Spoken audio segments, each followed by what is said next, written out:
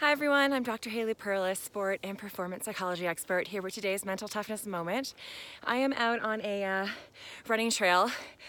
First time I've ever done it, so I wanted to visualize my success. But in addition to visualizing mastering and succeeding, I also wanted to visualize me overcoming any boundaries that might try to get in my way of this trail. And so I did my research.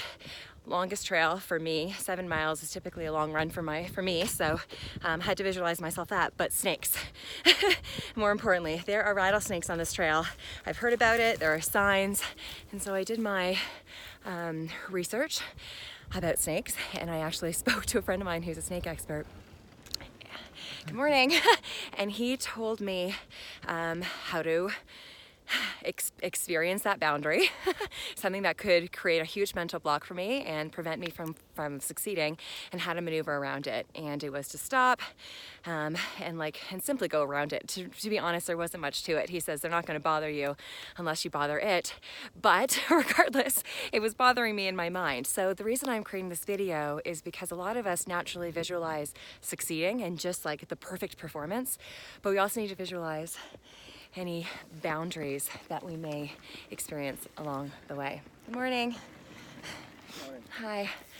So for me, it was definitely visualizing, getting to my car at the end of the trail and succeeding, but also through my performance, maneuvering around any rattlesnakes that I may come across would be one area. And then I've done it in my head.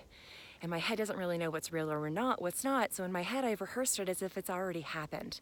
So I've done it in my head. Therefore, if and when I come across a rattlesnake in real life on the trail, my mind and my body, it's like it's already been there because it was there in my visualization. So when you're visualizing, definitely visualize having your perfect performance, but understand that it's not always about perfection. Very seldom is it about perfection. So you also want to ask yourself, what possible boundaries may I experience in this performance? And how am I going to maneuver around, go over, go under, cope with that boundary? If you have any questions or comments, you know what to do. Leave them in the space provided. And until next time, have a wonderful rest of your day.